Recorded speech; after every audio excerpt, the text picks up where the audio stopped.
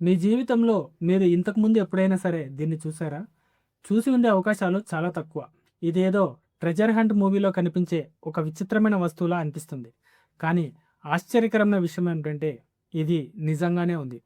Ethiopian Bible ప్రపంచంలో ఇప్పటివరకు ఉన్న అత్యంత రహస్యమైన, వివాదాస్పదమైన పవిత్ర గ్రంథాల్లో ఒకటి. నిజానికి ఇథియోపియా దేశమే ఎన్నో రహస్యాలతో నిండి ఉంది.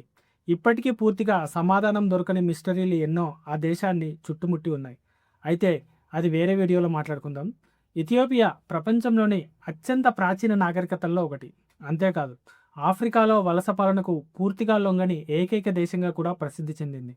దీనివల్లే అక్కడి ప్రజలు తమ వంశ పరంపరను నోవాహు కుమారుల్లో ఒకడైన హాము వరకు కూడా గుర్తించగలమని నమ్ముతారు. ఈ విషయాన్ని కొంతమంది యూదు చరిత్రకారులు కూడా సమర్థించారు. కానీ ఈ వీడియో ఇథియోపియా దేశం గురించి కాదు, ఆ దేశం వద్ద ఉన్న అత్యంత విలువైన సంపద గురించి. ఇథియోపియాలో ప్రపంచంలోనే అత్యంత పురాతనమైన బైబిల్ గ్రంథప్రతులు ఉన్నాయి. అవి ప్రసిద్ధ కింగ్ జేమ్స్ వెర్షన్ కంటే కూడా చాలా పురాతనమైనవిగా భావించబడుతున్నాయి. మనకు తెలిసిన కింగ్ జేమ్స్ బైబిల్లో మొత్తం 66 గ్రంథాలు ఉంటాయి. కానీ ఇథియోపియన్ బైబిల్లో మాత్రం 88 గ్రంథాలు ఉన్నాయని చెప్పబడుతుంది.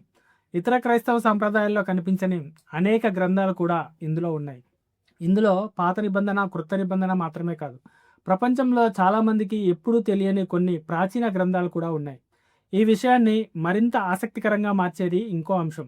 క్రీస్తు శకం 4వ శతాబ్దంలో క్రైస్తవ మతం అధికారికంగా ఇథియోపియాకు చేరకముందే ఈ గ్రంథపతులు వారి వద్ద ఉండేవని చెప్తారు. అంటే చాలా దేశాల మాదిరిగా క్రైస్తవ మతం బయట నుంచి వారికి అందించబడింది కాదు. అది అప్పటికే ఇథియోపియాలో బలమైన స్థానం సంపాదించుకుని ఉంది. క్రీస్తు శకం 4వ శతాబ్దం నుంచి ఇథియోపియా ఒక క్రైస్తవ దేశంగా ప్రసిద్ధి చెందింది. 6వ శతాబ్దం మధ్యలో ఇథియోపియాను సందర్శించిన ఈజిప్టు సన్యాసి చరిత్రకారుడు కోస్మాస్ ఎండిక్లోప్లెస్టెస్ తన రచనల్లో ఇథియోపియా ఇప్పటికే క్రైస్తవ దేశమని పేర్కొన్నాడు. అతను అక్కడి పాలకులు ఇతర రాజ్యాల్లో క్రైస్తవులపై జరుగుతున్న హింస నుంచి తప్పించుకొని వచ్చిన శరణార్థులకు ఆశ్రయం ఇచ్చినట్లుగా కూడా రాశాడు.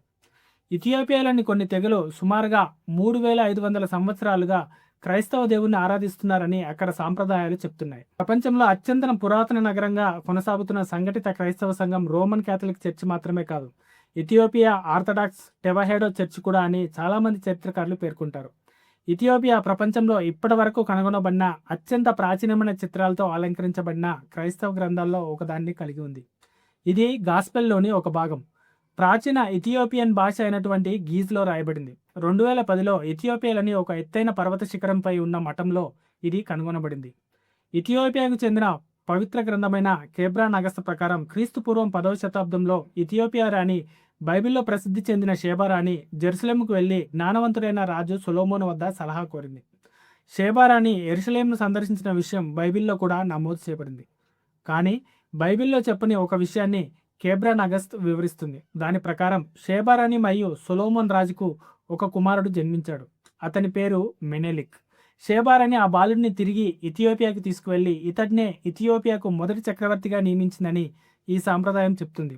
2012లో శాస్త్రవేత్తలు అనేక మంది ఇథియోపియన్ల డిఎన్ఏను పరిశీలించారు.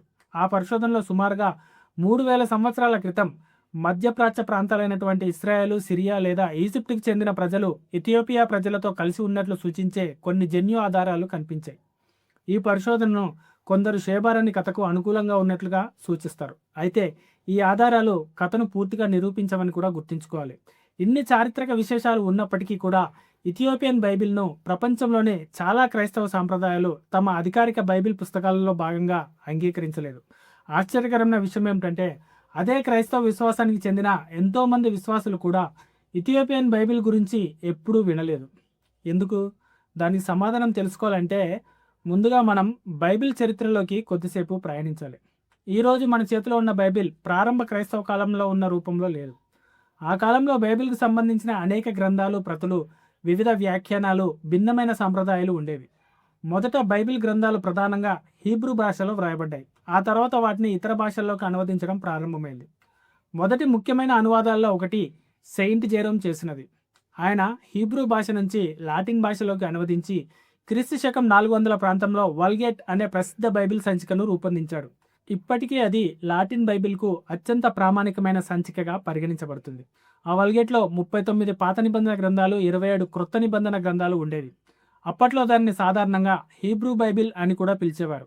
మొదటి శతాబ్దంలో యేసుక్రీస్తు జీవితం, ఆయన బోధనలు గురించి చాలా గ్రంథాలు రాయబడ్డాయి. కానీ వాటిలో అన్నీ నిజమైనవి కావు. కొన్ని రచనలు నిజంగా జరిగిన సంఘటనల మీద కాకుండా రచయితల ఊహల మీద ఆధారపడ్డ కథలే. ఇక్కడ అసలు సమస్య వచ్చింది. ఆ రోజుల్లో ఇంటర్నెట్ లేదు. సమాచారం నిజమా కాదా అని వెంటనే చెక్ చేసుకునే అవకాశం కూడా లేదు. దీంతో ప్రజలు ఆ రచనలనే నిజమైన చరిత్రలా నమ్మడం మొదలుపెట్టారు. తప్పుడు సమాచారం చాలా వేగంగా పాకిపోయింది. ఇది ప్రారంభ క్రైస్తవ సంఘ నాయకులకు పెద్ద తలనొప్పిగా మారింది. అందుకే క్రీస్తు శకం 325లో నికేయ సభ, ఆ తర్వాత 381లో కాన్స్టాంటినోపిల్ మొదటి సభ లాంటి ముఖ్యమైన సమావేశాలు జరిగాయి.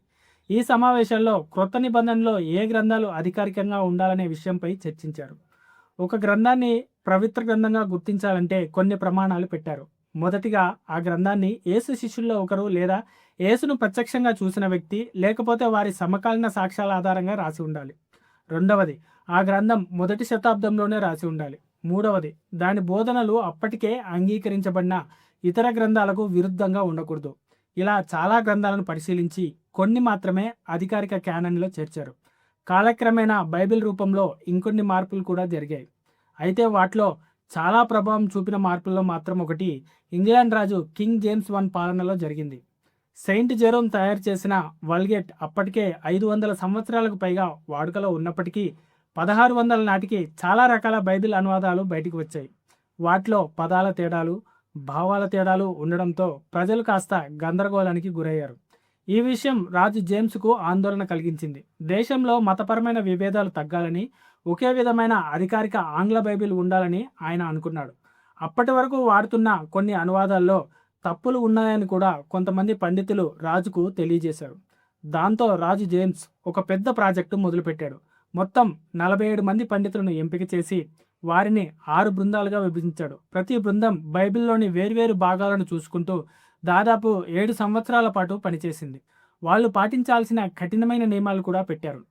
వ్యక్తిగత అభిప్రాయాలు లేదా మతపరమైన పక్షపాతం లేకుండా అసలు హీబ్రూ, గ్రీకు గ్రంథాలకు వీలైనంత దగ్గరగా అనువదించడమే వాళ్ళ లక్ష్యం. వేర్వేరు ప్రాంతాల్లో పనిచేసిన ఈ బృందాల అనువాదాల్లో ఆశ్చర్యకరంగా చాలా వరకు ఒకేలా ఫలితాలు వచ్చాయి. ఇది చూసి రాజు, చర్చి నాయకులు దేవుడు మార్గదర్శకంలో ఈ పని జరిగిందని నమ్మి ఆ అనువాదాన్ని ఆమోదించారు. చివరగా 1611లో కింగ్ జేమ్స్ వెర్షన్ అధికారికంగా ప్రచురించబడింది. ఆ సమయంలో ముద్రణా సాంకేతికత బాగా అభివృద్ధి చెందడంతో ఈ బైబిల్ ప్రపంచవ్యాప్తంగా అత్యంత ఎక్కువగా చదవబడిన సంచికల్లో ఒకటిగా నమోదైంది. అయితే ఈ ప్రక్రియలో వల్గేట్లోనూ ఆ తర్వాత కింగ్ జేమ్స్ సంచికలోనూ కొన్ని గ్రంథాలు అధికారిక క్యానన్లోకి రాలేదు. కానీ ఇథియోపియన్ బైబిల్ మాత్రం ఆ అదనపు గ్రంథాల్లో చాలా వాటిని ఇప్పటికే తన సాంప్రదాయాల్లో కొనసాగిస్తుంది. ఇప్పుడు బైబిల్ చరిత్ర గురించి కొంత తెలుసుకున్నాం కాబట్టి అసలు ప్రశ్నకు వస్తే ఇథియోపియన్ బైబిల్ను ఎందుకు అంగీకరించలేదు? దీనికి అనేక కారణాలు ఉన్నప్పటికీ ప్రధానంగా కారణంగా చెప్పబడేది ఇందులో ఉన్న అదనపు గ్రంథాలు. వాటిలో చాలా వాటిని పండితులు ప్సూడెపిగ్రఫా అని పిలుస్తారు. ప్సూడెపిగ్రఫా అంటే తాము రాయనప్పటికీ ప్రాచీన ప్రవక్తలు లేదా ప్రసిద్ధ వ్యక్తుల పేర్లతో ప్రచారం చేయబడిన రచనలు. అంటే ఆ గ్రంథానికి చెప్పబడే రచయిత నిజమైన రచయిత కాకపోవచ్చు. ఈ కారణంగా చాలా క్రైస్తవ సాంప్రదాయాలు వాటిని దైవ ప్రేరణతో వ్రాయబడిన పవిత్ర గ్రంథాలుగా అంగీకరించలేదు. ఆ కాలంలోని లేఖకులు, వేదాంత పండితులు కూడా ఈ గ్రంథాల్లో కొన్ని దేవుని ప్రేరణతో రాయబడలేదని భావించారు. అందుకే వాటిని అధికారిక బైబిల్ క్యానన్లో చేర్చలేదు. దీనిని ఒక ఉదాహరణతో మనం అర్థం చేసుకుందాం. ఈ రోజుల్లో ఎవరైనా సరే ఒక పుస్తకం రాసి సచిన్ టెండూల్కర్ ఒక గొప్ప క్రికెటర్ అని చెప్తే ఆ పుస్తకాన్ని చాలామంది వెంటనే తిరస్కరిస్తారు. ఎందుకంటే నిజమేమిటో మనకు తెలుసు. కానీ అదే పుస్తకం ఒక 500 సంవత్సరాల తర్వాత ఎవరికైనా దొరికితే ఆ కాలంలోని కొంతమంది అది నిజమే అయి ఉండవచ్చు అని నమ్మే అవకాశం ఉంది. అలాంటి తప్పుడు సమాచారం భవిష్యత్తు తరాలకు చేరకుండా ఉండాలనే ఉద్దేశంతోనే ఆ కాలంలోని చర్చి నాయకులు కొన్ని గ్రంథాలను అధికారిక క్యానన్లో చేర్చలేదు. అయితే ఇక్కడ ఒక ఆసక్తికరమైన విషయం ఉంది. ఇథియోపియన్ బైబిల్కి 2 వేర్వేరు క్యానన్లు ఉన్నాయి. వాటి పేర్లు బ్రాడర్ క్యానన్ మరియు న్యారో క్యానన్. ముందుగా క్యానన్ అంటే ఏంటో తెలుసుకుందాం. క్యానన్ అంటే ఏదైనా ఒక విషయాన్ని అంచనా వేయడానికి లేదా అధికారికంగా గుర్తించడానికి ఉపయోగించే ప్రమాణం లేదా నియమావళి. ఉదాహరణకు, ఒక మొబైల్ ఫోన్కు స్క్రీన్ ఉండడం సాధారణ లక్షణం. ఒక దేశానికి ఒక ప్రభుత్వం ఉండడం సహజం. అలాగే బైబిల్లో ఏ గ్రంథాలు అధికారికంగా ఉండాలనే ప్రమాణాల సమాహారాన్నే క్యానన్ అంటారు. ఇప్పుడు బ్రాడర్ క్యానన్ గురించి మాట్లాడుకుందాం. ఇది ఇథియోపియన్ బైబిల్లో అత్యంత ప్రసిద్ధమైన సంచిక. ఈ సంచికలో మొత్తం 81 గ్రంథాలు ఉన్నాయి. ఇందులో హానోకు గ్రంథం, జుబిలియస్ గ్రంథం, మక్కాబీల గ్రంథాలు, క్లెమెంట్ లేఖ, అలాగే ఇతర క్రైస్తవ సాంప్రదాయాల్లో కనిపించని మరికొన్ని గ్రంథాలు కూడా ఉన్నాయి. ప్రపంచవ్యాప్తంగా ఎక్కువగా ప్రస్తావించబడేది కూడా ఈ బ్రాడర్ క్యానన్ గురించే. మరోవైపు న్యారన్ క్యానన్ అంటే మరో అధికారిక సంచిక. సాంప్రదాయం ప్రకారం దీనిని చక్రవర్తి హైలే సెల్లాసీ కాలంలో అధికారికంగా ప్రకటించారు. ఈ సంచికలో బ్రాడర్ క్యానన్లో ఉన్న కొన్ని గ్రంథాలు కనిపించవు. ఇందులో మొత్తం 72 గ్రంథాలు మాత్రమే ఉన్నాయి. అయితే బ్రాడర్ క్యానన్లో, న్యారో క్యానన్లోని అన్ని గ్రంథాలతో పాటు మరికొన్ని గ్రంథాలు కూడా ఉంటాయి. బ్రాడర్ క్యానన్ను 20వ శతాబ్దపు ప్రారంభం తర్వాత మళ్ళీ ముద్రించలేదని కూడా చెప్తారు. ఈ రెండు వేర్వేరు సంచికలు ఉండటం కూడా ఇథియోపియన్ బైబిల్ ప్రపంచవ్యాప్తంగా విస్తృతంగా అంగీకరించబడకపోవడానికి ఒక ముఖ్య కారణంగా కొందరు భావిస్తారు. ఇథియోపియన్ బైబిల్ను అధ్యయనం చేస్తే కాలక్రమేణా బైబిల్ సంప్రదాయం ఎలా అభివృద్ధి చెందిందో అర్థం చేసుకోవడానికి ఒక ఆసక్తికరమైన దృశ్యం కనిపిస్తుంది. చాలామంది అనుకునేలా బైబిల్ అనేది ఒకే పుస్తకం కాదు. అది వందల సంవత్సరాల కాలంలో వేరువేరు రచయితలు వేర్వేరు కాలాల్లో రాసిన అనేక గ్రంథాల సమాహారం. అక్కడే అసలు భేదాభిప్రాయాలు మొదలయ్యాయి.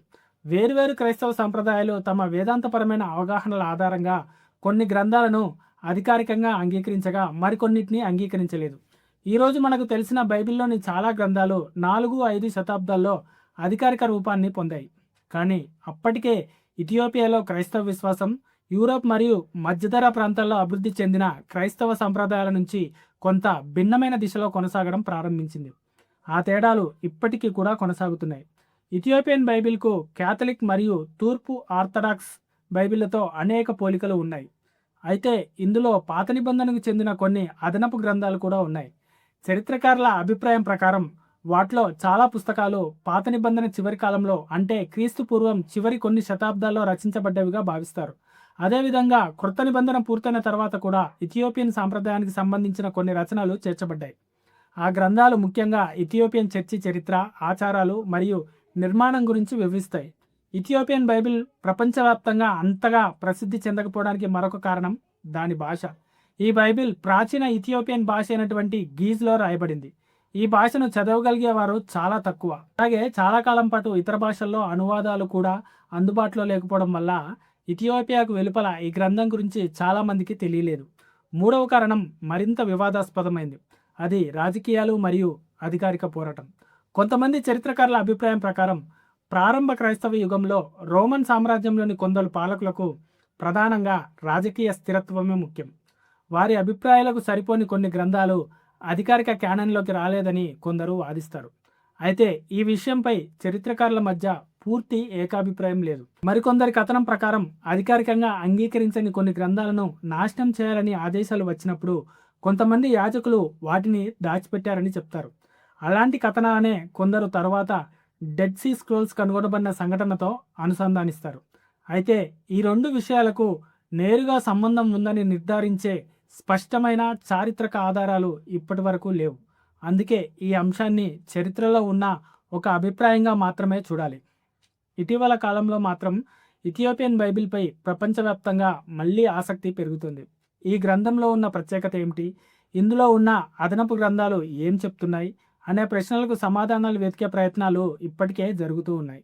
ఇథియోపియన్ ఆర్థడాక్స్ చర్చి కూడా ఈ గ్రంథాన్ని మరింత మందికి చేరువ చేయడానికి అనేక భాషల్లో అనువాదాలు చేయడం, పరిశోధనలకు ప్రోత్సాహం ఇవ్వడం వంటి కార్యక్రమాలు చేపడుతుంది.